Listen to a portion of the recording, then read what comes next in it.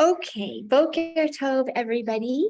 It is Thursday, September 8th, 2022. It is Yud Bet Elul Hatafshin Pei Bet. I'm Reva Emuna. We're at Rachel Bracha Center.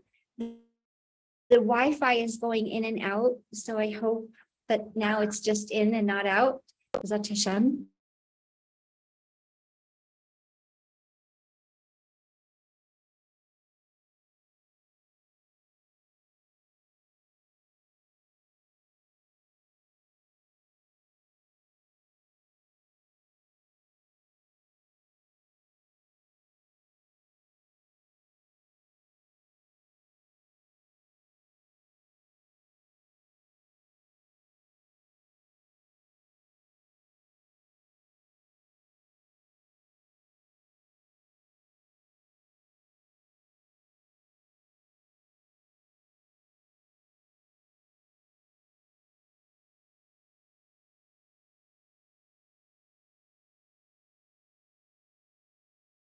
Now and see what happens. Yes, but just in case, here's your backup. So hit that Okay. little black button. Yeah, and then you could hit the red button, and then it should be record.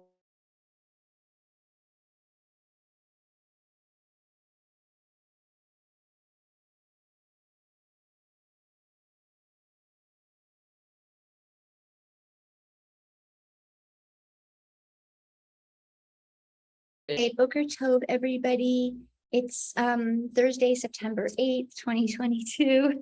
Again, it's Yud Bet Elul Hatafshin Pei Bet. And I'm Reva Emuna, and we are beginning a new series today. I hope that it will have much bracha. And we are going to be learning Rav Kook's a book. It's a collection of teachings from Rav Kook.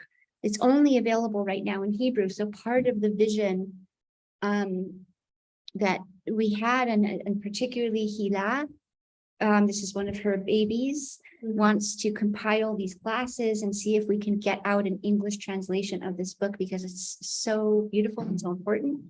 So this is what the book looks like. It's called Yesh, Kanfei, Ruach, Al Imun Ha'adam Be'atzmo U'Bechayav, right? Of Kook's teachings on believing in yourself and believing in your life. And I think it's a beautiful place to begin to plant seeds for the new year, right? So something that occurred to me last night, it was silly. I was watching like a silly clip that had nothing to do with Torah. And it was like about this football coach. And this mother was saying to the coach, "Thank you for believing in my son." And then it was like this download of like, oh, Emuna isn't just like about believing in Hashem or even just about believing in yourself. It's also the strength that when someone believes in you, right, it reveals your true essence and your true worth, right? It unfolds you almost, very similar to like a sculpture, right? Seeing a sculpture, seeing like, the beautiful piece of marble and seeing the potential of it, of the David inside, right? And right now it doesn't look like that. You're not seeing that, but it is already existing in it. And the process is actually one of shedding that which is not it. You know what I'm saying? Right? Yeah, drawing it out by taking away what's covering it instead of creating something new, right? And I was like, oh, that's really the process of Emunah. And that's why Emunah is so connected to Umanut, to arts and crafts, right? The crafting, that it begins with seeing deeply, right? Seeing what's already there, but it's covered. So I felt like that was like a really beautiful place, to begin. So, okay. So we are in chapter 1, Perek Aleph. Now, 2 years ago in the Bas Midrash, we started learning the Sefer. And then in the middle was COVID and we stopped. And so I felt like, I don't even know where any of those recordings are. So I felt like it was good to start from the beginning. And we'll see how much we can cover today. And Rav Kook's language he's a poet, remember. His whole neshama, he's an artist and he's a poet. So his Hebrew isn't just regular simple Hebrew, it's poetry. So there's some notes in the bottom where there's some Somebody on the recording? oh no. Oh, I don't think it's me though. Oh, Yeah. so weird, sorry. I know. There's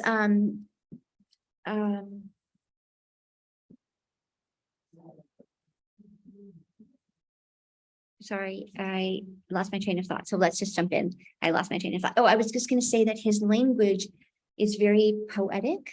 And so sometimes the Hebrew itself needs a translation. It's almost like Shakespearean, it's beautiful. You'll see beautiful Torah. Okay. B'Shem Hashem, Na'aseh v'Natzliach. May we bind our neshama to the neshama of Harav Avraham Yitzchak HaKohen Kook, who is such an inspiration in bridging and creating harmony between all polarities, anti-Zionist and Zionist, secular and religious,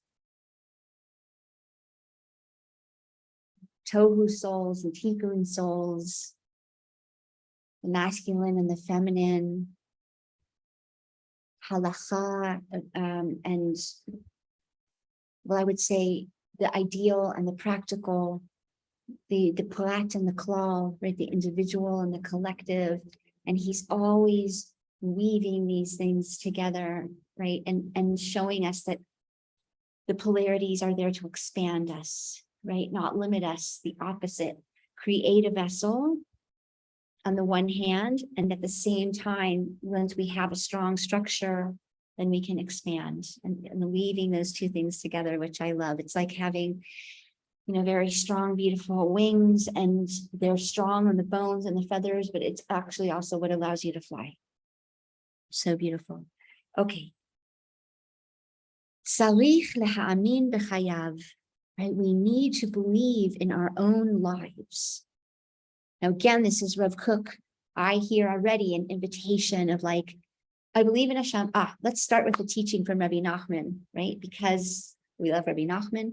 And one of my Rebbeim, Rav Elazar Mordechai ben Gedaliahu Aharon, Rav Koenig, he shared with me this story. And he was sharing it with me, I think, to give me the same message. And the bottom line of the story, but I won't tell you the whole story, because I would like to go into the text, but it was a conversation between Rabbi Nachman and Rabbi Nassan, his Talmid Muvhak, right? His main disciple, the one who wrote down his teachings. And the bottom line is that he said to Rav Nassan, it's not enough to believe in Hashem. You also have to believe in yourself. Right? So it's again, prat and klal, right? It's like, there's a general way that, I believe that there's a God, I believe there's a creator, but it has to land, again, lights in vessels. And I believe that creator created me, and I believe that creator has a plan for me, and I believe that creator believes in me as much as I have Emuna in Hashem. I believe that Hashem has Emuna in me, that Hashem believes in me, that Hashem believes that I can do this. I can face what I need to face and work through what I need to work through and grow in the ways that we're both wanting me to grow, right? Both meaning me and Hashem. Okay. So, having said that, and this is the message that Rabbi Nachman gave to Rav Nassan, right? It's not enough to believe in Hashem. You have to believe in yourself. In other words, bring the light into the vessel. Have the experience of feeling that light in the vessel, right? Which gives you power. And something we're going to be, I think, exploring here is, again, the third path. So there's one path of like, kochi ve'otzem yadi, right? My might, my will, my ideas, my strength, my directing the car, my, me, right? And then there's the other polarity, right? Where afa ve'efel ani, right? Where I'm nothing. So we can feel those two polarities as experiences of feeling that I own all the power and I'm in control of my life and I guide my life and I choose and I direct my life, right?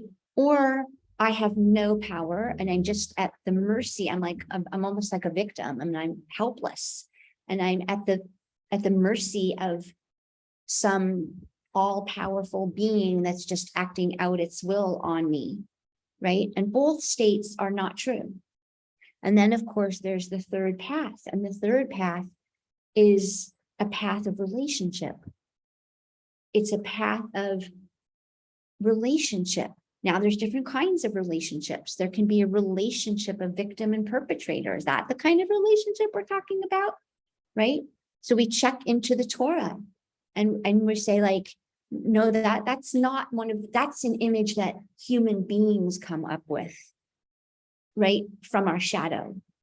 But when Hashem speaks about Hashem's self, it's, I love you. I created you to be in relationship with me. I created you because I have so much good and I want to spill that good over, right? And share that good. And I want to share my power with you. So I'm a creator. And the greatest gift I can give you is to be a co-creator in this world. And the first world is your world, right?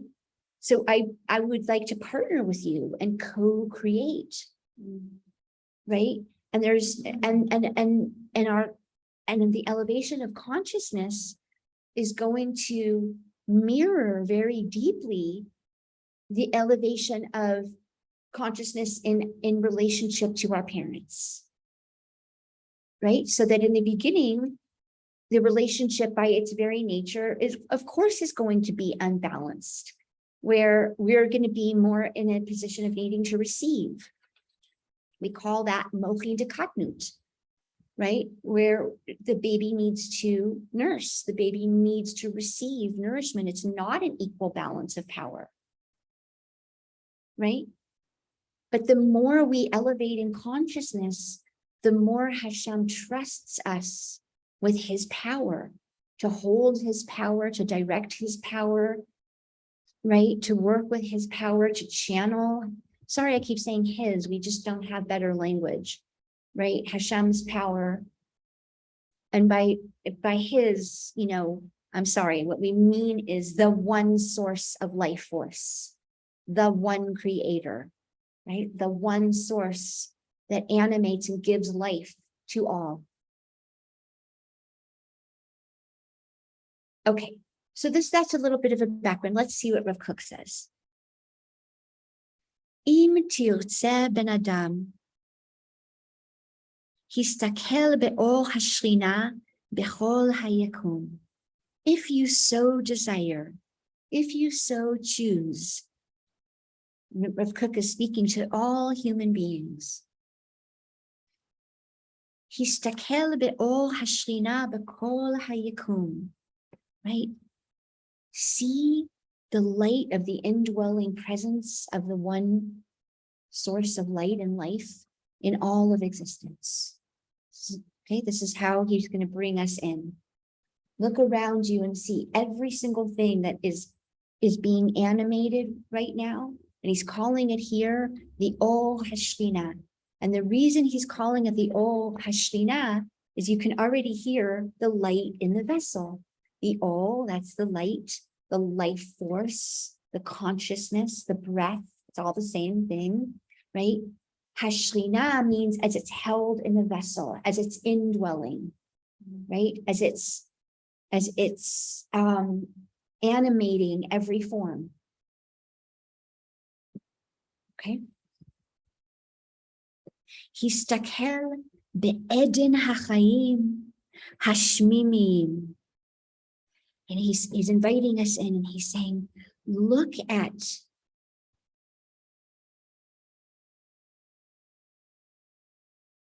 I'm going to choose a very interesting word here, okay? The vulnerable pulsation of life in all of existence, right?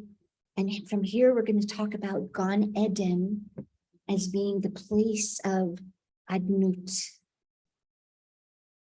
vulnerable receptivity. Not vulnerable as in helpless and victim, vulnerable as in receptive, open for relationship, interdependent, right?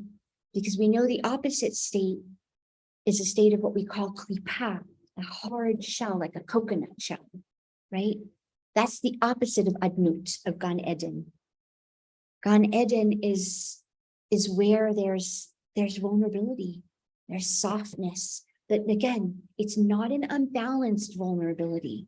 It's not a vulnerability of victimhood, right? Because we're talking about very subtle nuances here. Echem mitpalshim bechol pina v'zavit shebechayim arukhaniyim v'hachomriim sheneged einei basarcha v'neged einei ruchacha. So here he translates the word mitpalshim to mitpashtim v'chodrim. Okay, so he's inviting us into, can you feel it as a meditation? I feel it as a meditation. I see it as meditation. So he says, listen, there's the Ol Hashrina, right? And it's entering and spreading out every corner, every angle of life, right? And then and in its spiritual realms and in the material realms, everything that you see before you, everything that your flesh perceives, that you perceive with your physical eyes and your inner eyes, right? We have spiritual eyes, right? So now he's inviting us in just for a moment, just to have that experience. Everything that you see with your physical eyes and everything that you see with your spiritual eyes, your spiritual vision, have an image that the Ol Hashrina is pulsating through it, entering it, vivifying it. And we can start with our own body. See that every word coming out of my mouth, if Hashem didn't give me that strength this second and vivify me and animate me, I couldn't talk. If Hashem didn't put every thought in my mind, connect every neurotransmitter, if for 1 second, millisecond, chas v'chalila, there was a glitch in the system, right? I couldn't remember what I was going to say. I couldn't call up the vocabulary. It's all, when we say ein od milvado, it's literal. There is nothing but the pulsation of Hashem's animating and right, giving this moment life, giving this room life, giving this, right, this, just be careful of the cord. Oh, good job. Oh my goodness. Oh, so wonderful to see you, Boker Tov. Wow. Wow. Everybody, this is Mati. This is Maya. This is Simcha Emuna.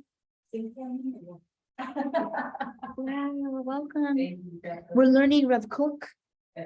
Okay. All right. So we just began by Rav Kook inviting us into this imagery that everything you see with your physical eyes and your spiritual eyes, everything you see in physical reality and in spiritual inner worlds, it's all being spoken into creation. It's all being animated through the Ol Hashrina.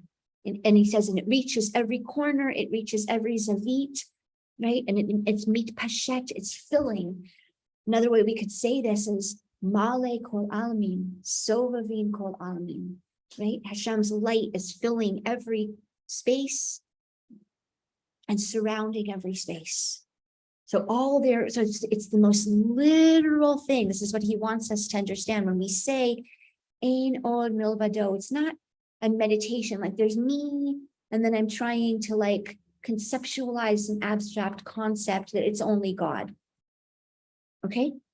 Yeah, continue. Hitbonen be pil'ei hayetzira. Now he's asking us, right? It's like, I feel like he's trying to slow us down. Like, yes, we want to get through the whole book this year, but also, receive the download of the goodness of Rav Kook is saying, go slow down and stop talking about God so much and actually be with God. Receive this. He says, hitbonen means meditate on it. Right? Remember, hitbonen from Bina. So Bina is, remember, listening, receiving. Allow it to spark joy inside of you. Remember Bina's joy. Right? Hitbonen bepli'ei hayetzira. He's saying, take a moment, take your hand, put your hand in front of your face and meditate on the wonder of creation. I think I'm moving this hand. Who's the I? Did I make this hand? Did I create this hand? Did I ever do anything to form this hand? Obviously not. Do I know how to control all the neurotransmitters in the brain to send the message? No. I'm a partner because there's space for my will to move my fingers, but yet it's not something that I can make happen without Hashem's will. Yes, because I'm choosing to lift. There's some experience that I'm having now that I'm choosing to lift my arm up. Because, however, we know that some people can want to choose that and they can't.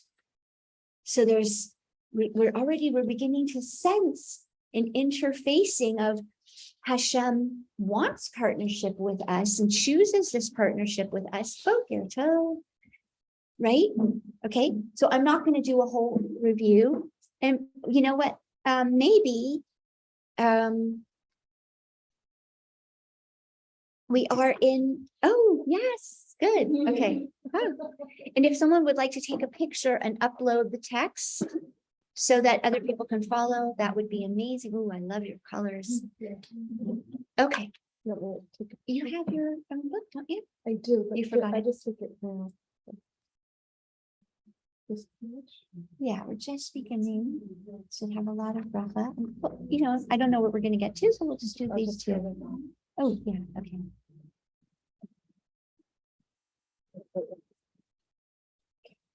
So just a very, very quick review.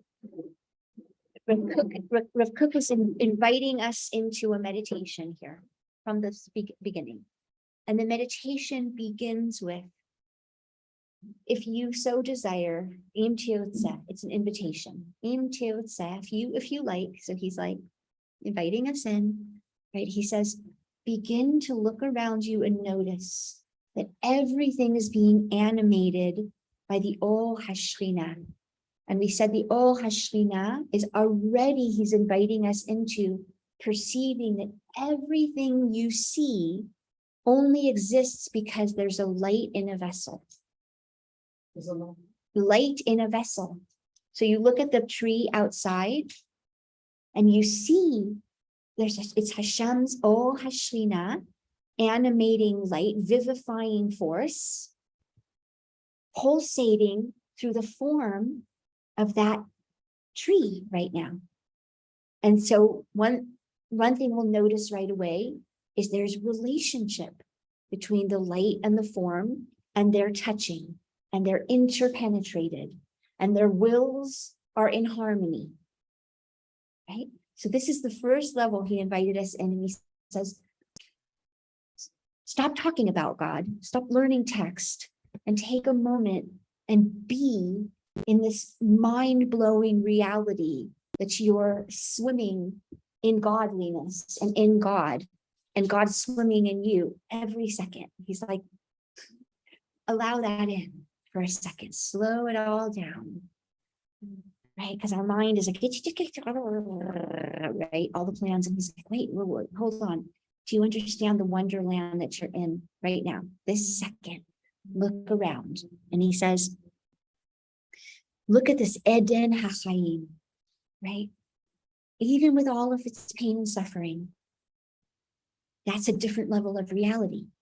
But like if we were doing IFS work, we'd say, let that part step aside right now and be with the Eden HaChaim, what does he say? Hashmimim, right? Hamamushash, right? He's like, this is Gan Eden. We've arrived, we're here. Our mind needs to catch up because our mind is still in Gehenna, and our hearts, right? We have parts that are still living in Gehenna reality. But he's like, I invite you, set those parts aside right now. Believe me, they'll be there if you want them back, if you want them back. And he says, look around. Everything that you see is the light of the one creator, the one consciousness, vivifying everything in this moment and in this second. Okay? And he says, it's this light and this one vivifying force is spreading out to every pina and every zavit. We are on the page that on the top says Tzarich le'ha'amin b'chayav. It's after the Hakdama. Okay. And right, and he says, look around you and see every single thing you're looking at is the light entering it and filling it and pulsating through it. Even chomriut. He says this is true. Everything that's chomri, so material, everything that's ruchani, that's spiritual. Look deeper. He's beginning to lead us. Why? Why is he saying this? Because tzarich le'ha'amin, and we said emunah is to look at the block of marble and see the David inside of it. It's already there. So he's beginning from sentence 1 to train us how to see with the eyes of Emuna, to see the underlying pulsation of life, right? To see the love, right? Because what do we mean by love? Love is a giving of light, of life, of consciousness. It's a giving. So see the underlying love, because it can exist if Hashem wasn't, I believe in you, I'm giving to you, I believe in you, I'm giving you life. I want you to exist. I want you to be here, right? So he's beginning to train us to see with the eyes of Emuna. It's actually, right? I have a lump in my throat. He's inviting us in to look at the world the way he looks at the world, and I think the way all Makubalim look at the world, right? See the underlying light, see the underlying light. And he says, okay, I'll just read the sentence again. איך הם מתפלשים בכל פינה וזווית שבחיים הרוחניים והחומריים שנגד עיני בשרך ונגד עיני רוחך. He says we have two ways of seeing the world. We have our physical eyes, and it says this principle is as true if you're looking with your physical eyes, right? That every single thing you're seeing couldn't be here if energy wasn't entering the mass, right? He says, you like science? Good. Look at it through the eyes of science. He says, ve'enei ruchacha, and we also have inner sight. So even when you close your eyes and you get an image and a symbol, you wouldn't have that image of symbol if Hashem wasn't pulsating it into you and through you. Like, this is where the intimacy is birthed. Absolutely. And by intimacy, lights and vessels. Lights and vessels. Okay? Back in? Okay. Hitbonen Bepil'ei hayetzira. This is where we got up to before. He says, meditate upon, and we commented on the word hitbonen from bina. Listen, be open, be receptive, be willing to taste and see and experience the joy. That's all bina. Be willing to receive. Soften your vessel. That's hitbonen. Right? Hitbonen, in the word bina. Bepil'ei hayetzira. In the wonder, and now yetzira here is, we could translate it as creation, but it's actually yitzur, form. He says, blow your mind on how does something come into form? What allows something to develop form when it all always starts with a thought, right? This beautiful purple scarf that you're wearing was someone's idea. Someone had an idea to create a purple scarf. It didn't exist. It only existed in the realm of something that we call thought, which is already Hashem's pulsating life force, right? And the whole journey that it went through until it was birthed into a purple scarf. He says, meditate on that and let it pli'ah. He says, let it bring you to a state of wonder. Alice in Wonderland, right?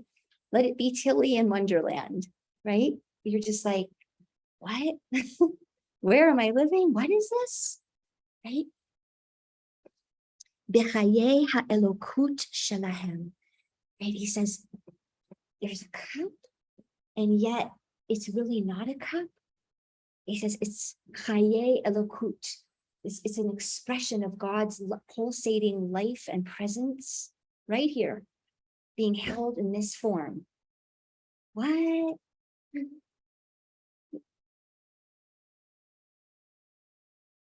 לא בתור איזה תוכנית כהה שמרחקים מציגים נגד עיניך. He says, no. Not as some like exercise, like, okay, look at the cup and imagine that God is here, right? Is the distances you from the experience. He says, no. Ki'im da. What does da mean? Allow yourself to have the experience. Connect to it. Da is always connection. Da'at.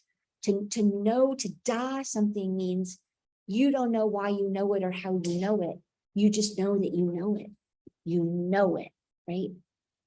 It says, da et ha-metziut she'ata chai ba. Know the reality that you are living in, meaning know it, open to experiencing it, open to having the experience. And by the way, open means don't force it, don't grab it, don't cling it, don't get frustrated if it's not coming. Open means you're inviting. Listen to the lashon of Rav Kook. Im tirtzeh. If you so desire, if you like, you can open to receiving this experience. That's very different than, right? The more we try to have a spiritual experience, you cannot hold light. You can't hold air. When you let it be, the air comes into you and fills you. Okay? So don't get nervous if you're like, what is she talking about? And I can't do this. And I don't know what she means. Good. Just open. Just open and be. Okay. Da et atzmecha ve'ot olamcha. Now, Rav Kook is, now, to be fair, he's going to take us through a whole journey through this book. So this is the beginning. Okay. So he's saying, experience, connect to, okay, when we see da, we're going to switch it out for experience and connect to yourself. Yourself. You're a wonder. You're a pella. Nothing like you ever existed before and will ever exist again. And even the Ari HaKadosh, Zecher Tzadik Livracha, says, right, this combination of the 5 levels of energy form of Nefesh, Ruach, Neshama, Chaya, Yechida in you never existed before. Even though we believe in reincarnation and we believe in Gilgulim, it's never the same combination, right? It's different pieces of different energy bodies of emotional energy and physical energy and mental energy that reconfigure and share parts and share memories and share interpenetration, right? But the you as it is now today never existed before and will never exist again. So that's a Pele. So get to know it, blow your mind over it, right? Before you guys came in, one thing that we want to say is something Rav Kook is inviting us into is raise your hand before your face, right? And begin to question, did I create this hand? Did I make this hand? Could I have formed or made this hand? Right? If when I lift my hand, am I controlling the neurotransmitters and the electrical impulses? Did I form the brain? Did I set up the system that makes the connections?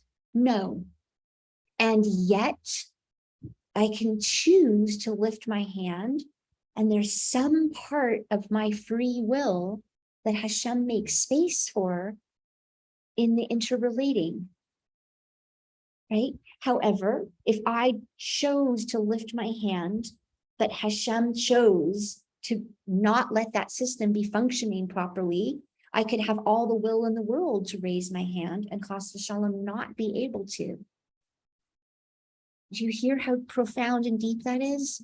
Any movement in any moment is my will and Hashem's will meeting and dancing together. And I believe with all of every cell in my body and every part of my eternal soul, we need some healing and fixing around our perception of what it is to be in relationship with Hashem, that Hashem's not on a power trip, right? We're not worshiping some being that's on a power trip. That's our human experience. So we project that, much as we project all of our shadow onto other people, right? The Mekubalim tell us again and again and again, open your eyes and see the nature of the Creator is to give, is to vivify everything, is to pulsate life through everything. How we relationship with that afterwards, that's a different story, right? Everybody okay till now? Okay. Da et atzmecha ve'et olamcha. He's inviting us into this journey. And the journey is going to be to connect to and experience ourselves. God, as God dwells within you. Right? The light meeting your vessel and the interpenetration of the two. He's saying this is literally Alice in Wonderland. Like, it's a Gan Eden. Have you ever explored it before? Right? Da et hegyonei halev shelcha v'shel hogeh v'choshev. And he says again, he's inviting us into, we're going to experience, right? The workings, the paths, the energy movements of our own hearts, and everything that's driving our emotions and our thoughts, right? Mitzah et mekor hachayim shebekil becha v'shem mima'al lecha. And he says, we're going to meet, we're going to touch, we're going to experience, we're going to explore the core of life, the source of life within you. There's one thing to talk about it up there, out there, somewhere, right? And to meet it pulsating in you, relationshiping in you, calling you into being, calling you into life, wanting connection with you, right? So beautiful. Then Lecha.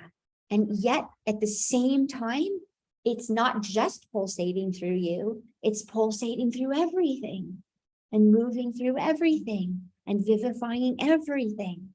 Can you feel that movement? In and down and through and out and up and right? Can you feel the expansiveness and the intimacy? And he's also using the word hege, right? Hoge, but hege. What's a hege? A steering wheel. He's saying there's this, you can choose. You can choose to. Okay. Okay, so he says, מצא את מקור החיים שבקרבך ושממעל לך, שמסביבך, את פארי הדורות החיים שאתה שרוי בתוכם. He says, take a moment, slow. So what I hear he's saying again and again is, slow it all down. Slow it down, almost to like a frame by frame. We spoke about this on Tuesday, right? Slow it all down, because in the rush to get there, and by the way, the only there that we're all rushing to, sorry to say, is our own death. So slow it down. You know, Rav David Zeller wrote the song for his wife Ilana, right?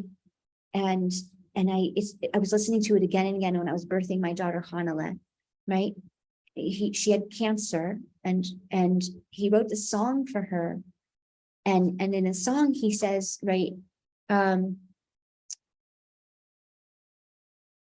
don't have time to hurry. I don't have time to let things pass me by. So deep, right? We don't have time to hurry. This is it. This is our life. This is the experience. We get so caught up in what's going to happen, and then I have to call them and do this and clean that and and pay this and we don't have time to do that anymore. We don't have time to hurry.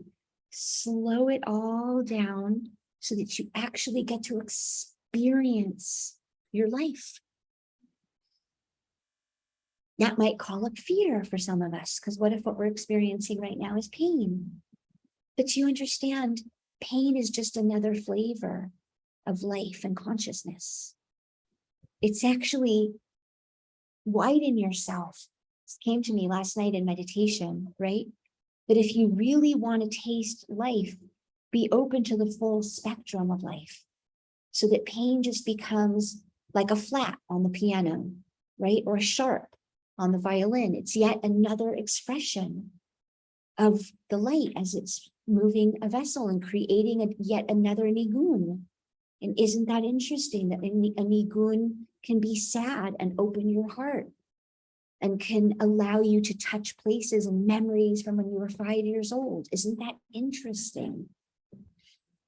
What I mean by interesting is not a coldness, but an opening, a curiosity.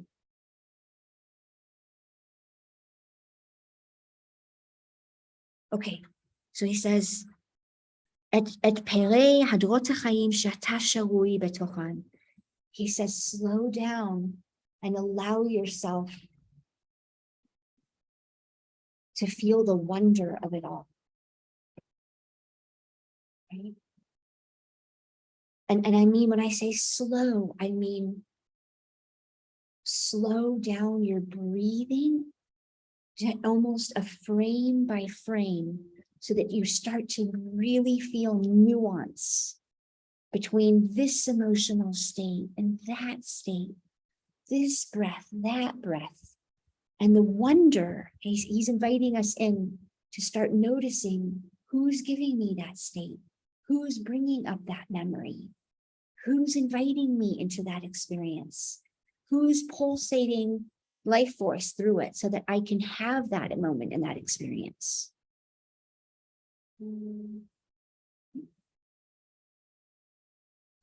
Okay. Ha'ahava shakir becha. This is like every word of his is like you could sit with it 1,000 years, you know?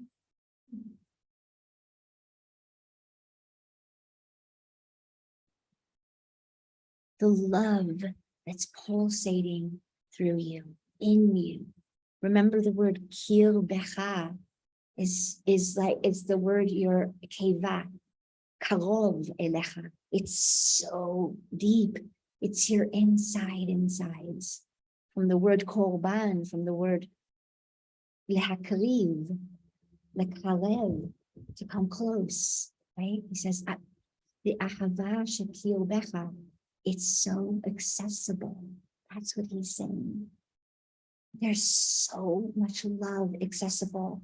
Just we were given false human notions that love is out there and you have to go find it and you have to earn it and you have to perform and tap. I always give this example, tap dance naked on the piano to get attention, right? To get love, right? He's saying, ahava shakir becha. It's here already. It's that close. Go there and enter this state of Gan Eden. And don't get hung up on, but I don't know how to do it and I don't know how to find it. And is she going to give me the instruction manual? And I don't worry. This is why we call this Kabbalah. Just open, just be soft, be available. Ha'ale ota l'shoresh uza ve'adnut tif'arta. Just gotta, okay.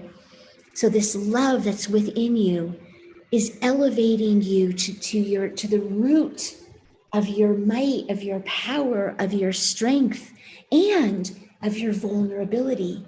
Here I'm translating adnut as vulnerability, because la'aden mashahu, right, is to refine it, which means get rid of the coarseness. It means it's innate vulnerability. By vulnerability, I don't mean victimhood and hopelessness and helplessness. I mean vulnerability as in a protected softness. Yeah. What was that? I mean that when we feel safe, we can open to vulnerability. So he's saying, I hear what he's saying is first know that you have this azut in you. You have mighty strength and power that's in you because Hashem is putting that in you. And that allows you to also touch and taste the ahava and the adnut. Adnut, Eden. With an ayin, Eden. Yeah? Is that, yeah? Right? Because vulnerability can cause us to want to shut down, right? So here he's saying you're safe to be soft and vulnerable because you also have in you roots, mighty, powerful roots that connect you to the source of all oz, of all power, of all strength. It's both in you. And feel that, right? I never, as much as in this moment, experienced how much Rav Kook is taking us into the experience, right? He's like, we don't have time for more words and more concepts. Let it in, right? Ha'chiva lechol sar'a poteha. As it widen it, allow it in, widen it, expand it.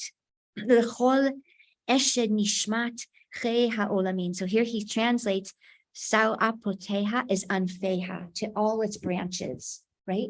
So he's saying, if you're rooted in oz, in might, and in strength, and in this adnut, he says, draw from there and allow that energy to penetrate all parts of you, right? In other words, both. I have strength available to me, and that oz, and allow that to enter each part of you. I'm held. I can always source strength. I'm not left helpless and vulnerable in this world. No, that's an illusion. That's a pain story, which is really real. But we're like, could you step aside for a moment? Because that became created, and could we experience the shorish right now? Right? And allow that. He says, and let that flood into every branch of your tree. The strength, the oz, the might, and let that give you the strength then to also touch the softness, the love, the vulnerability.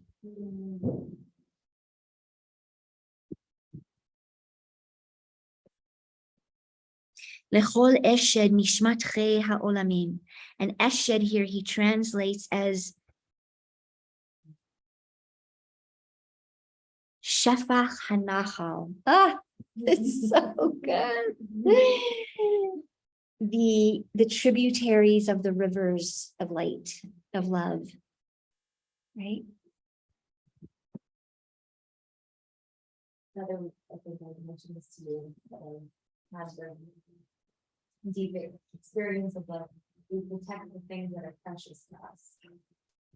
And there's this balance of like safety and protection, and the sweetness of like the gem that's within that.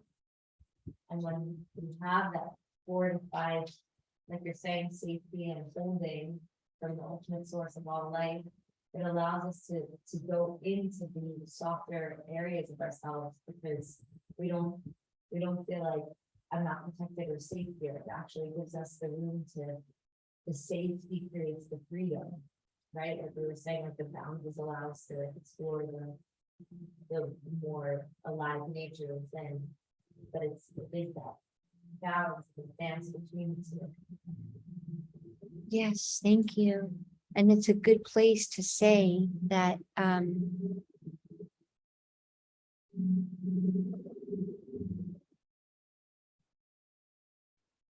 woman as being more vulnerable, because every human being is a vessel, but women are like the vessel shebetocha vessel, right? In other words, our whole body is a vessel, unlike men, right?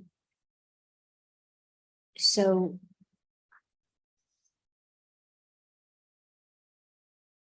all of the borders are there so that oz v'hadal levusha. Why do we say that about the Eshet Chayil? She's garbed in oz v'hadal, right? Because it's like energetic light bodies of protection around her, of the oz, right? Of the might, of the strength, of the power, of the borders. That allows the safety of the inner vulnerability. Mm-hmm. And we're going to be meeting this, the most vulnerable day of the year. And I don't mean vulnerable as in Tisha B'Av. That's when we meet the vulnerability of the pain body. Right? We meet the inner victim. But on Tisha B'Av. But on Yom Kippur, we meet the vulnerable core self. Right? We enter the Kodesh Kadoshim, right? Which had been violated on Tisha B'Av. They're the same place. We're entering the same place on Tisha B'Av and on Yom Kippur. Can you hear that? Mm-hmm. But on Yom Kippur, we've had a process of fortifying, of rebuilding strength. And that actually gives us the strength to enter there. Ooh, it's so quiet. Right? And allow the light back in. Oh, Masato. Wow. Okay. Would people like the fan back on? Or was it, you're enjoying the silence? Would people like the fan back on? Take a break? Okay. If people, please exercise part of what we're learning so deeply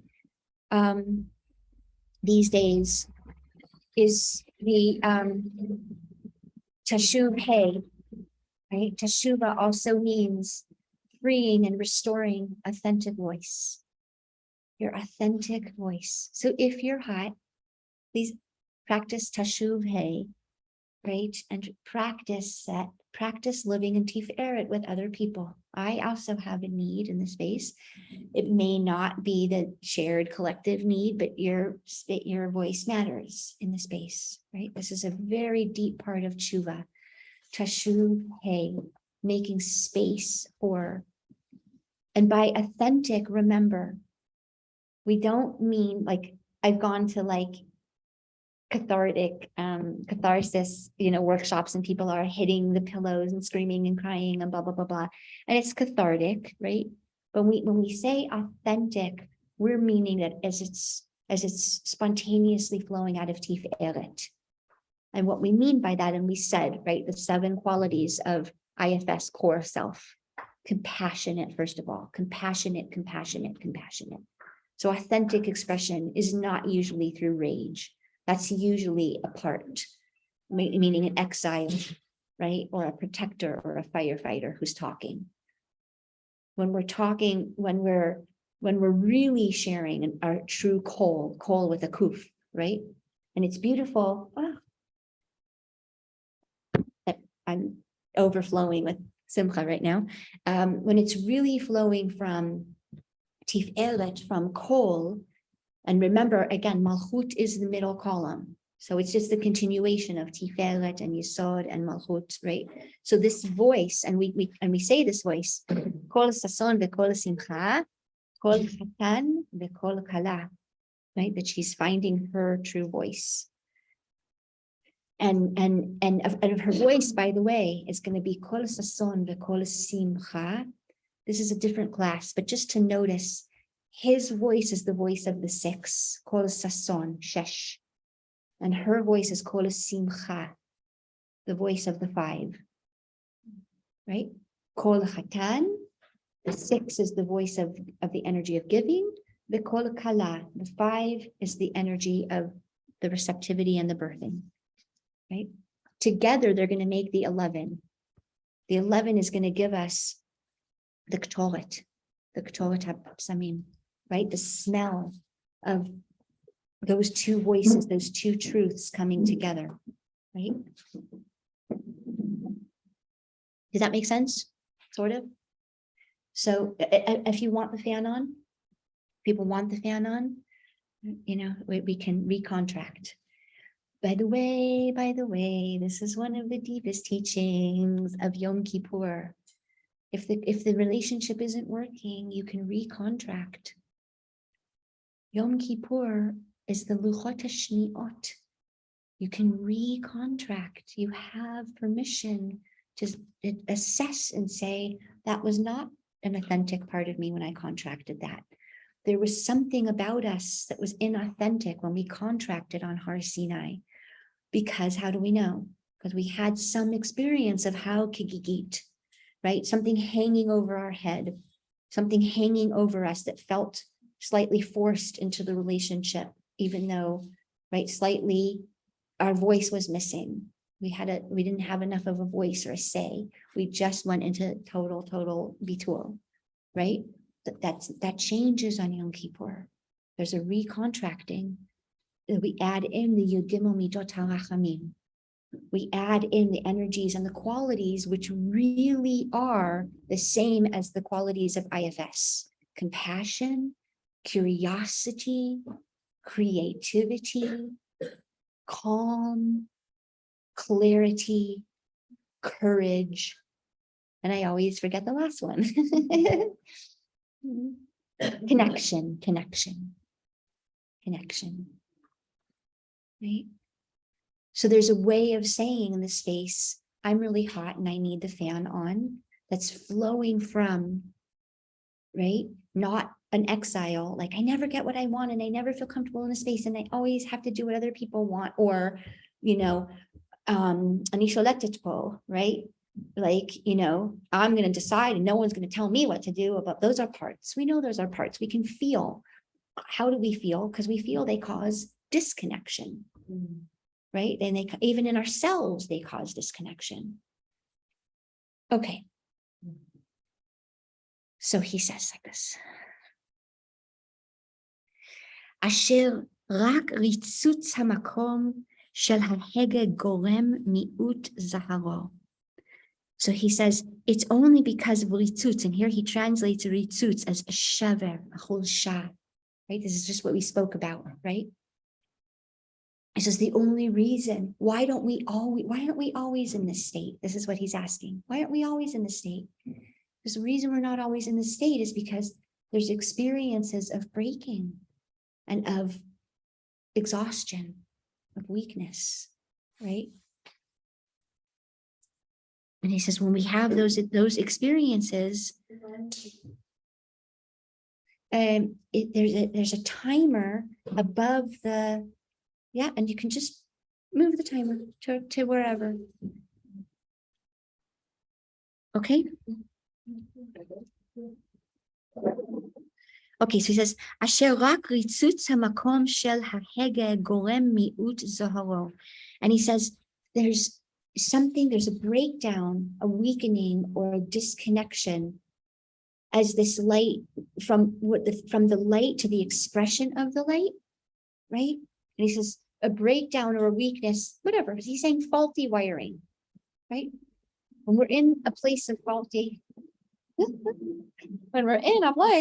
of faulty wiring, right? Then it feels less accessible to us.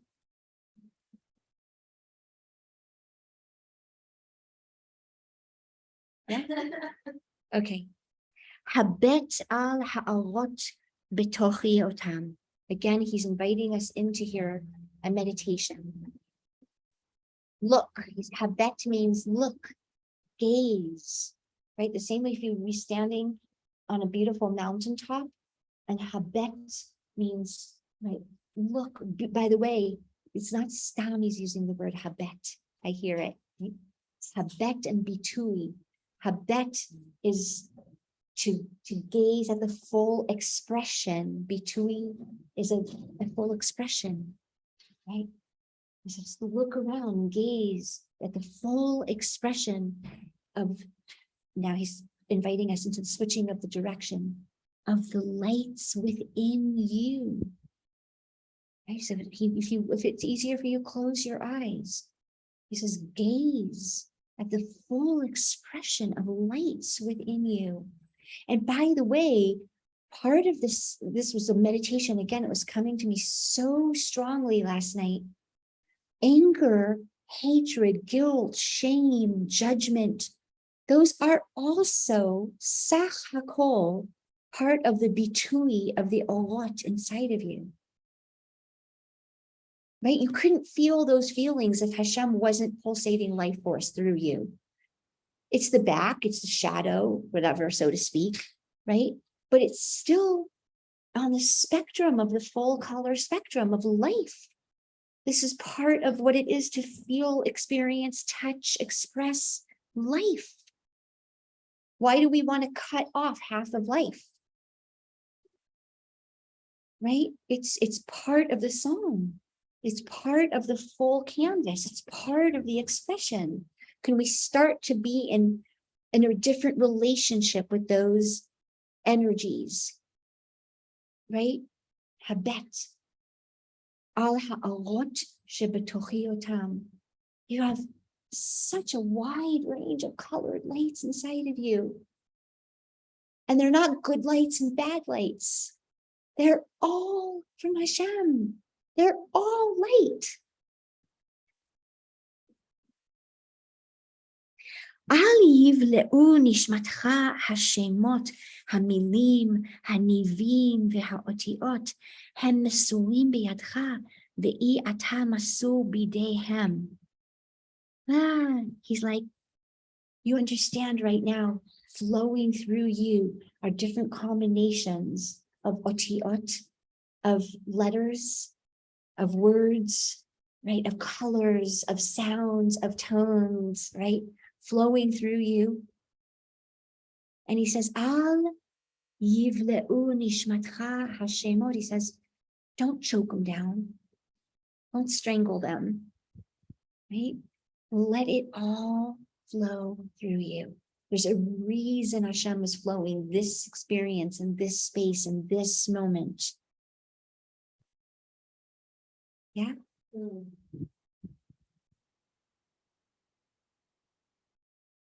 Okay, I'm going to read the bottom. And he says, Hashemot hier shmot hakodesh hakinuim haelokim haelohe haelohe Elohe Elohem. Wow. Okay, I'm just going to read here the notes on the bottom. Hitbonen bepil'ei hayetzira.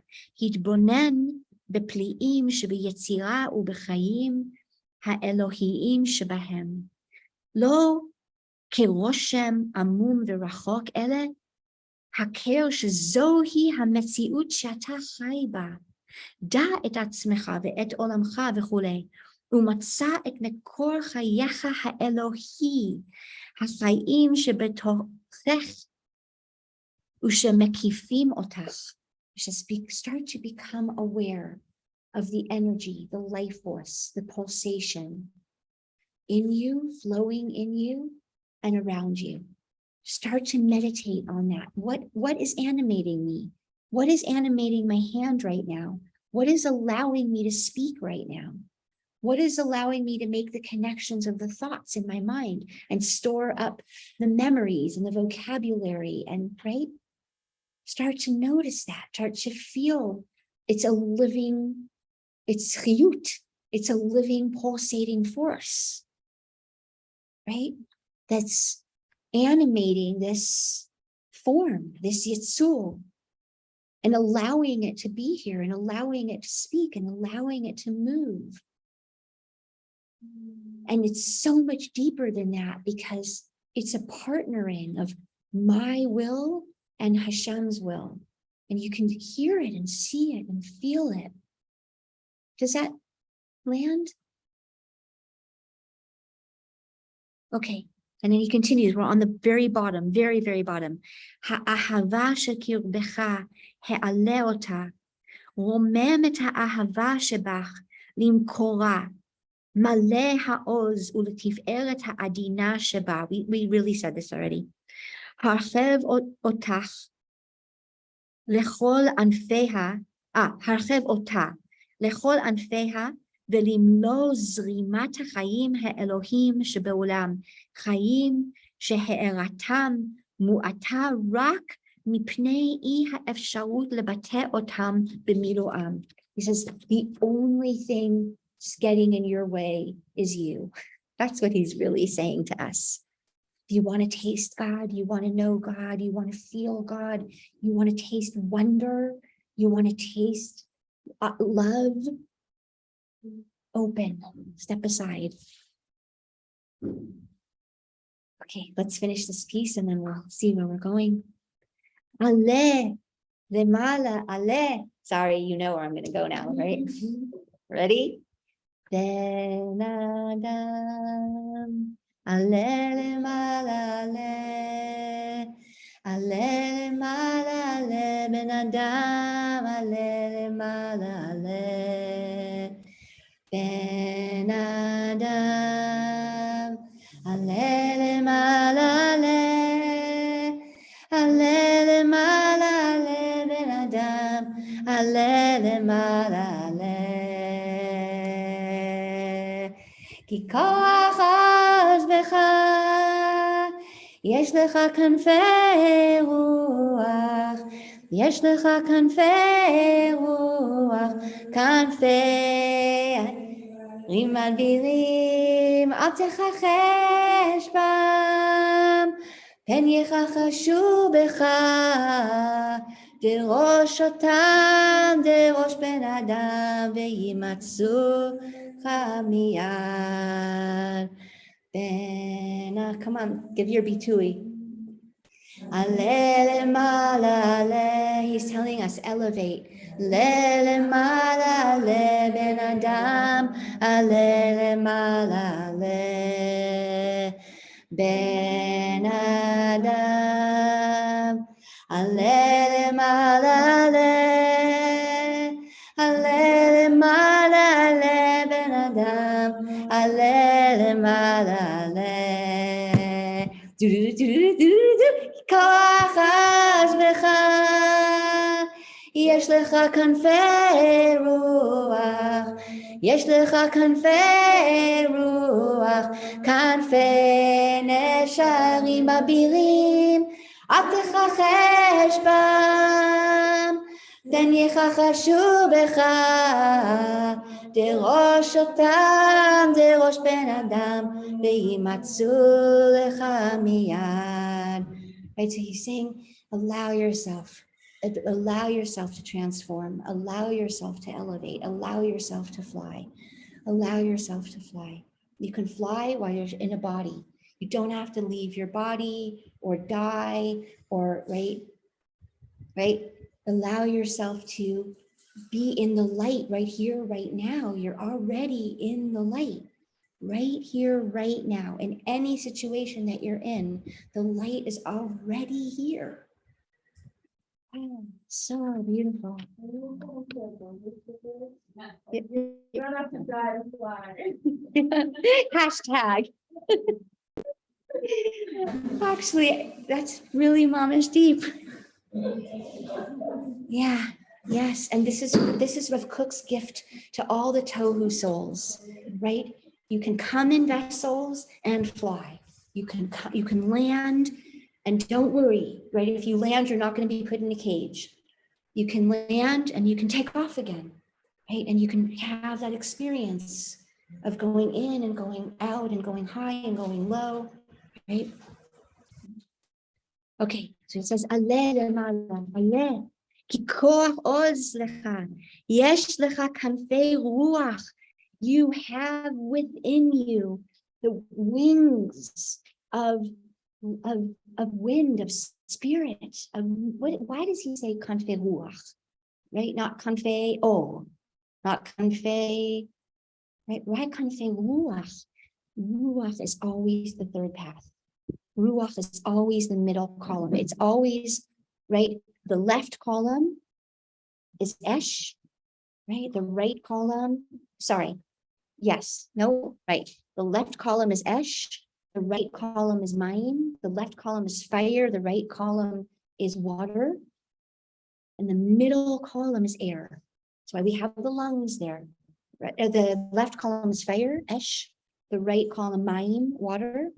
The middle column, Ruach, Avil, Neshama, right? And Malchut, of course, grounding it all into earth, grounding it all into the vessel. Oh, I was like, is that a shofar? I literally was like, that's a shofar? Wow, they say that, right? Shalom, Boker Tov, right? He says, can you feel all the elements then having space?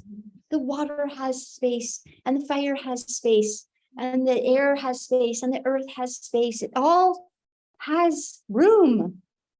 Ah, it's so freeing, right? And it also has protection and safety. Has a place to land when it needs to land. Okay. How is that? How is everybody feeling? Meaning, you know me, I'm always more, deeper, higher, but like, I'm just trying to take everyone's pulse. One more piece. I have a question. I also feel like I need to digest that for 2 minutes. Yes, But perfect, it's beautiful. I mean, when you were bringing up, about like recognizing each sensation that we move through as God's life force within us. So as somebody that has experienced numbing my sensations, Mhm. or not necessarily. It's only you, by the way. None of us ever feel that. Involuntarily, like at this point. But it's so interesting to think about like the objection to feeling life force. It's a and it happens in both sides of the spectrum, like, I don't want to feel the degree of fear or overwhelm or pain or sadness. So I'm closing my vessel off to actually sensing it, and experiencing that flow of energy, but it also closes off the experience of joy and elevation and the emotions that I do want to experience. Because they're all emanating from the same thing. But it's just it's so it's like a training. And I imagine, I know that it comes from a younger age of like the sensation of life is too overwhelming. So there needs to be a degree of bending the You don't hose. have to die to fly. Not bending the hose. And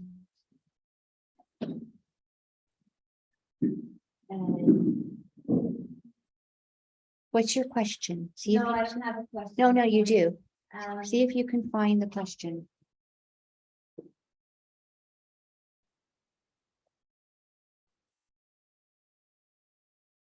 I guess, how does one go about opening oneself up again to sensation? And what's part two of the question? Because if I open to sensation, then Then I experience the fullness of life. and The flying can happen also, like in the land of the flying. And I could see, and I mean, and then the experience of seeing God within everything is there, and seeing God within me is there. There's a whole world on the side of that. I'm talking about. a whole new world. I had to, yes. A new exciting point of view. Okay, so what I hear, I think you're saying is remember bilvavcha, your hearts in plural, right? Joy and pain dwell simultaneously in my heart. Right? Suffering and pleasure dwell simultaneously in my heart. Bilvavcha. We always, at least when I was growing up, I got a lot of Torahs around the Yetzer Hara and the Yetzer Tov, right? Dwelling in my heart, right? Which is true. And what we mean by that is those impulses and those emotional reactions, right?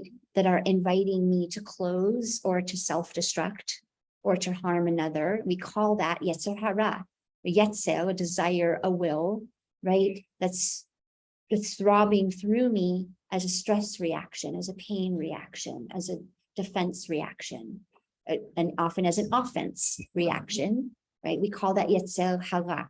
It's an Yetzer, means it's an impulse, right? So I'm taking the life force as it's pulsating through me. Something about it is causing me fear or anxiety or shame or guilt, right? And therefore, my Yetzer Hara is saying, let's take this pulsation and let's control it.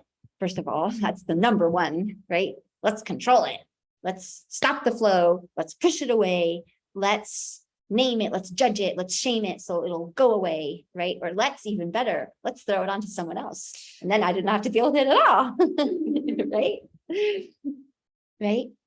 And my Yetzer Tov is, first of all, my histaklut, my mabat. First of all, I'm not going to name it and shame it and judge it. I'm just going to notice first that, ooh, there's life force pulsing through me, and it's being filtered now through midot. Those are filters. Midot are just colored lenses, a green lens, a purple lens, a black lens, right? I might have an opaque lens, right? And as I'm experiencing the light through those lenses, I start to tell stories about the light, right? The light is out to get me, and the light is bad, and the light is whatever, right? So my Yetzer Tov, right, is not necessarily a little white angel sitting on my shoulder. Are you going? Okay. So my Yetzer Tov, ooh, someone made me tea. Is it you? Thank you. Wow. Thank you. Oh, I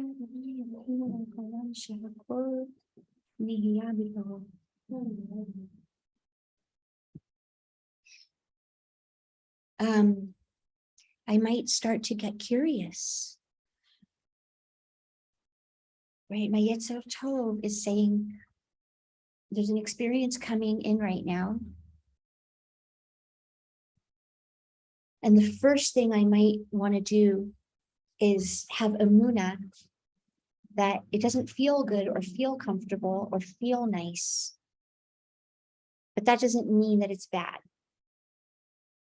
It means, right? It's a different shade, it's a different flavor, it's a different color. Right? But you understand what I'm saying? Right? But how can I partner and dance with this experience in a way that plugs me back into hope, to strength, to compassion, to courage, to clarity? Hello, are you a ginger? Hello. Oh, so happy you're joining us.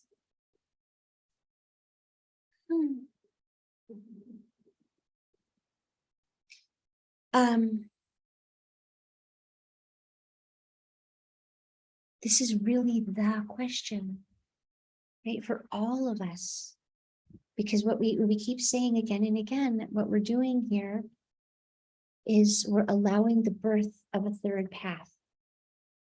We're birthing a third pathway now. All of us in any area of life, we're birthing the third path now. In other words, the synthesis of the polarities. We're not chopping off one polarity and saying, you go, you're bad, you go in jail, you're exiled forever, right? And we're not saying, I'm going to let you drive the car all the time, right? We're birthing, and in birthing, there's a lot of ratzo v'sho between the polarities. It's this way, no, it's that way, no, it's this way, no, it's that way, right? And by doing that,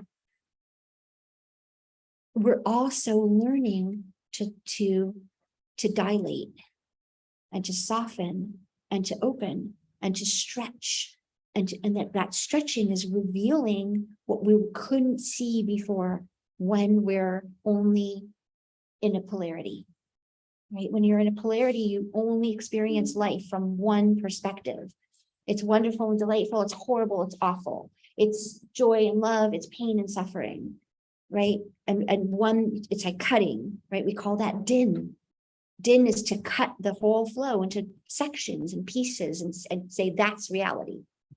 That's not reality. That's one part of the flow. Does that make sense? Does that make sense? Questions, comments? So then how do you, like you're saying, so like how do you do that? How do we start opening into the third? Yeah. So the vision that we're doing here is to start to take a piece of this Torah, to receive it on this level, and then to do some, we're going to be using different tools, right? Breath work, meditation, and then writing and body work, right? Because there's a how, and I can answer that how from here, or I could give you the experience. So yesterday Tuesday, we had a little bit of the experience. Do you want to share a little bit about the toggling? Sure.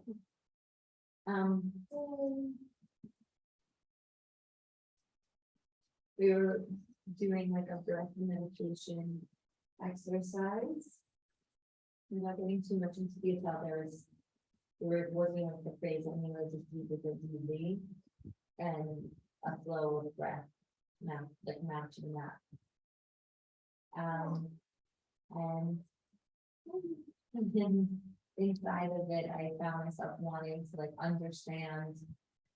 I'm exhaling on this verse, but I'm inhaling on that verse, and wouldn't it like whatever I want to understand.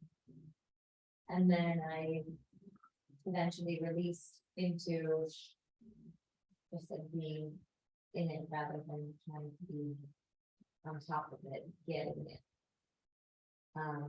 So Reva was saying like that toggle of like needing to figure it out and they're releasing. And get it right. and get it right versus just allowing and being inside it without the pressure. And feeling the difference in those experiences. And going back and forth. Like also with the felt sense in the body, going deeply into what is it, what is my felt sense when I'm afraid, closed, shamed, feeling it deeply, exaggerating it through the whole body. And then having that moment of the relaxing or the opening and exaggerating that and then toggling and starting to feel what that shift feels like, right? The pain body, the geula body, the pain body, the geula body. And even if it's just happening for split seconds, we're starting to taste it and to have somewhat of an experience of choice. Ooh, that's interesting. I can actually catch the moment when it shifts and then do like, like the football games, like the replay and the replay and the replay, to start to feel in my being and myself, my thoughts, my emotions, what's happening at that moment of shift. And eventually I'm going to take that 1 second and expand it. And speak it right and learn to sit with it for another few seconds. Because she was birthing something. So it was like, I'm lost. I don't know what Reva Emuna wants from me. I can't follow the meditation. Is it in breath on me, Ladodi, or out breath on me? Right? I'm wrong. I'm getting it wrong. My brain's not catching this. I'm not going to get the benefit of the spiritual experience because I'm getting it wrong. And right, and all that, right? And then there was a choice. Like, all right, I'm just going to trust the process here. I'm going to trust exactly what's happening in the space. I'm just going to trust and let go. And when she did that, and when we exaggerated all of it, right, when she was in that place, the pain body was like tight and right, it was like a tightness in her heart and in her chest, and like there's something about me that's wrong. Right, there's something about me that can't accept this experience because I'm out of sync, I'm out of flow, I'm wrong, I'm right. And the second there was a split second decision to just receive it as it is, as it was. And then her whole body went into feeling flooded with light and feeling a softness and a light, right? So we catch those moments in seconds and this is what we're working with. When we say Chavrei Mashiach, this is what we're working with. Does that make sense? Did you have a question? No. Okay, how is everyone feeling in terms of, he gives over so much light in one word, it can kind of like flood the system. So would you like to do one more text piece of all of you? Or would you like to have a little break and then transition into some meditative breath work, writing work, and work with some of what we've done? And it could be both. How are people feeling? Who would like another piece of text? Just raise your hand. Okay, so let's do another piece of text. Good. Okay.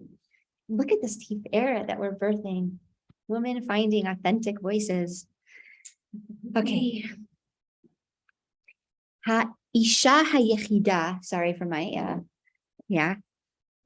Ha'isha ha'yechida hamishtokeket el tuv Hashem. The individual woman who is longing to experience, longing for the goodness of Hashem. Right, so here again, Rav Kook is inviting us into that this experience is going to happen. We're going to be dancing in Prat and Klal. Prat and Klal. Now, why is this important? Because so many of us try to plug in things on the level of Klal before we've actually had the personal experience.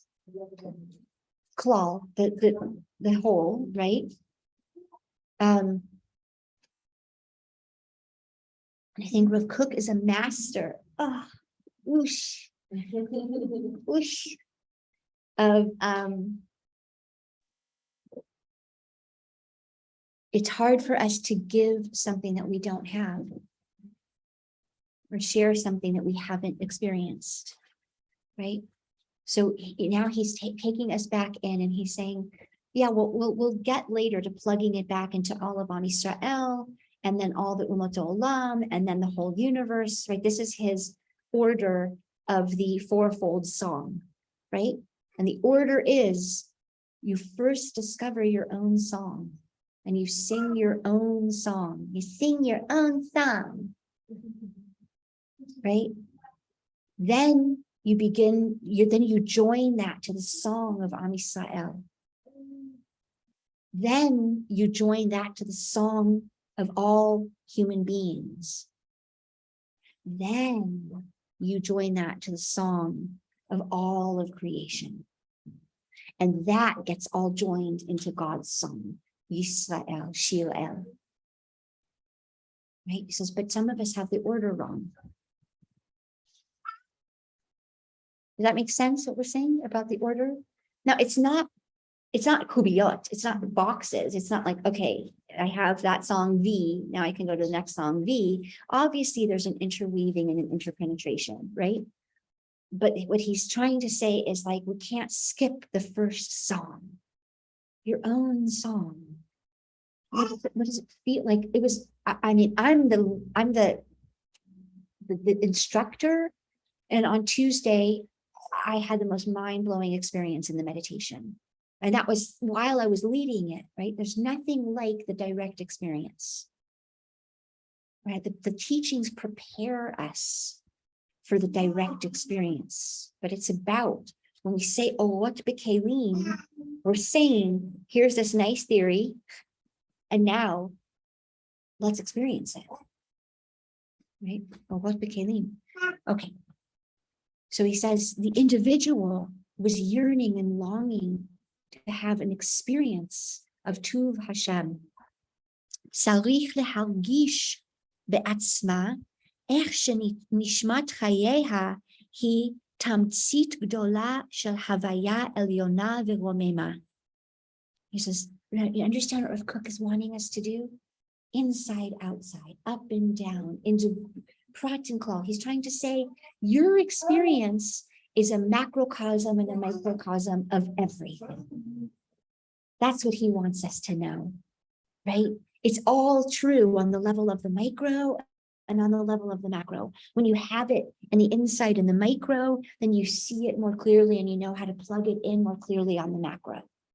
And vice versa. You can look at macro and say, if light is pulsating through that tree right now and vivifying it, and it's only come that tree to be here and right pouring life force into that tree, could it be that that's also happening inside of me? Right? So he's saying that same vivifying life force that's pulsating and calling forth and speaking everything into creation right now is also doing that in me, in my pulse, in my breath. This is the invitation, right? So for those of us who have, everybody has esteem issues, okay? On what we might call the left, right? The Hod side.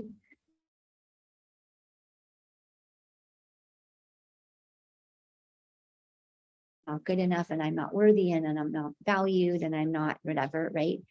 And on the right side, we have esteem issues of puffing ourselves up, right? And like, you know, the blowfish, like, I'm big, you can't hurt me. Right? So we have distortions. And I've been thinking so much lately about Alice in Wonderland and everything she eats and the distortions of now I'm bigger than I am and now I'm smaller than I am, right? And it takes us time to like look in the mirror and see the real thing, you know, the real infinite light in a finite vessel. Okay, so he says, Shehi mekusheret im kol otan hasibot ha'elyonot שהן מסבבות את הווייתה ותיאורה. Okay, so just looking on the little side here, and he says on the side, בעצמו, ביחס לעצמו, and he says, מסבבות, מביאות,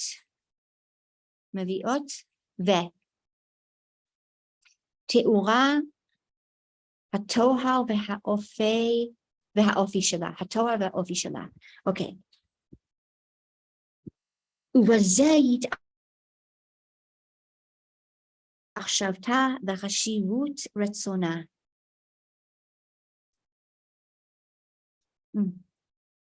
והטוב העליון מפנימיות חסד עליון יגלה אליה.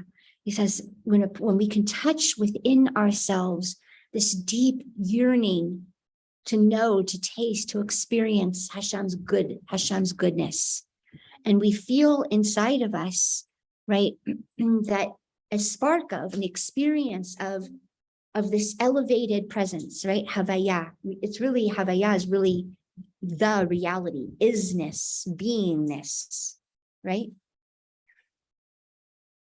And that is, and this space inside of us, right, is connected in the deepest way, right, with it happening on the macro level, right?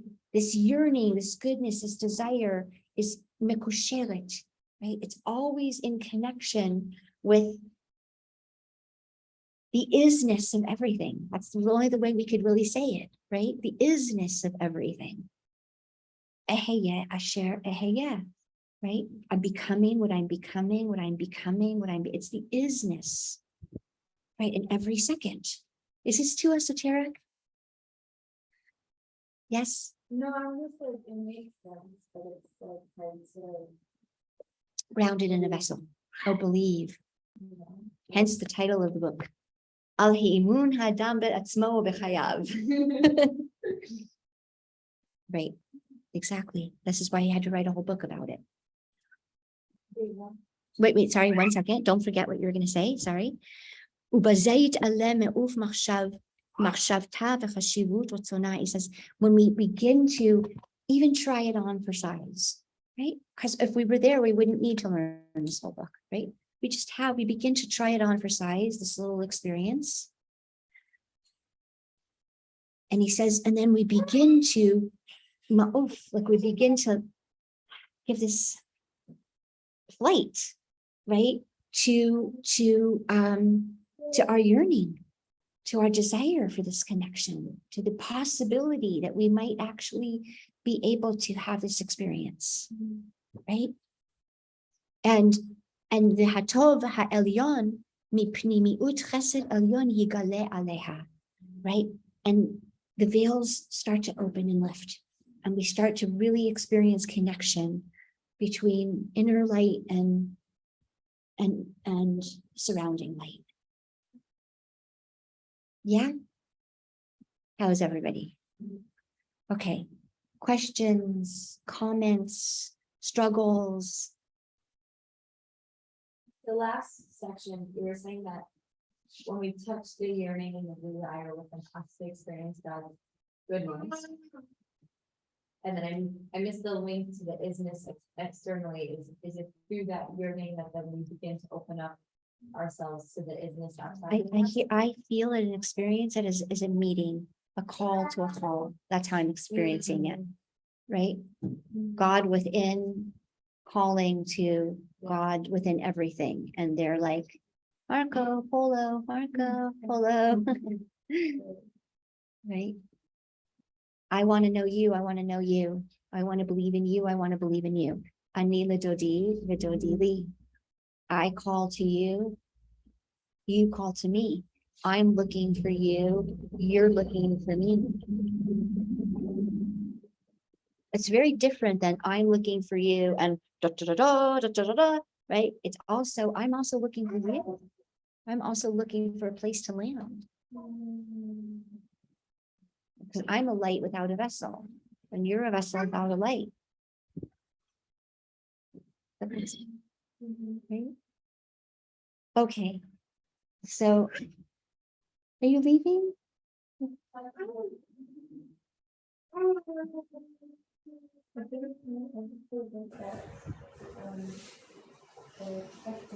think it's like also, like if we want to feel God's goodness, then we need to feel like the focal, like the meeting point, just how like you are like always connected to the highest source, and like that's like from God by realizing that like you're part of God and like not seeing yourself as separate. I just had an image also, and I think this is really useful. Remember that when Moshe was fighting against Amalek, right? Remember we did this last Rosh Hashanah, right? And the hands being lifted above the head. That was the source, right? That was how we were able to have the strength. And we know that Chazal say, right? Because really what he was touching energetically was he was reaching into the Or Mekif, which is Emuna, the energy of Emuna, right? The energy of something that you know is there, but you can't see it or touch it or feel it in the physical world, but you know that it's there, right? Yeah, you guys are with me so far, right? And that's kind of where Emuna enters the body, right? Because Emuna is Keter. So that's where Emuna, it's the meeting and the interfacing of the Or HaPnimi and the Or HaMekif. That's where Emuna enters, right? Chesed is happening on the inside. Gvura is happening on the inside.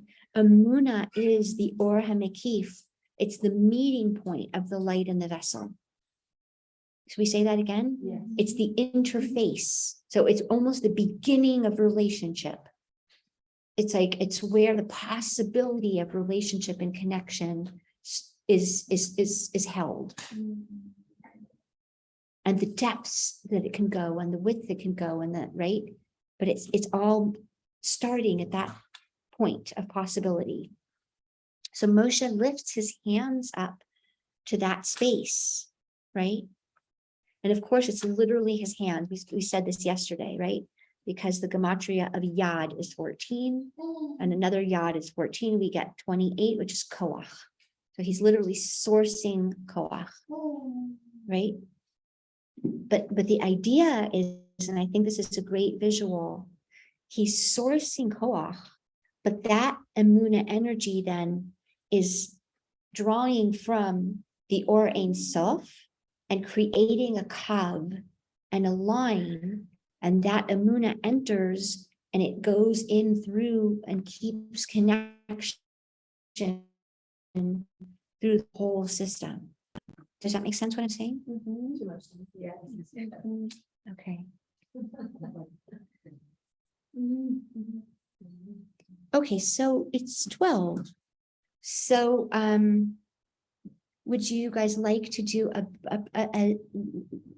a breath exercise or a writing exercise? Breath. Yesterday, Tuesday we did. Be careful of them. I'm amazing that you're here.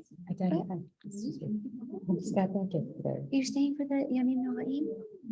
It was Okay. a 5 minute ticket. One seat on the plane. My son said, "Go." I have like an annual ticket. Okay, this is being recorded, but I want to see you. Okay.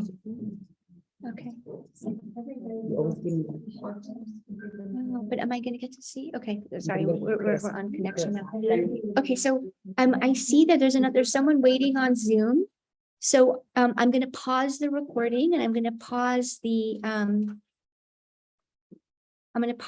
immediately going to log back on. So for those of you who want to join this part, it can be available as 2 separate recordings. I think that might be easier for people. This was the learning part, Rav Kook, part 1, and I'm going to say goodbye and I'll see you all in a minute. Okay, so just the same link. It's exactly the same link. We're just logging on and logging back in. Okay. Stop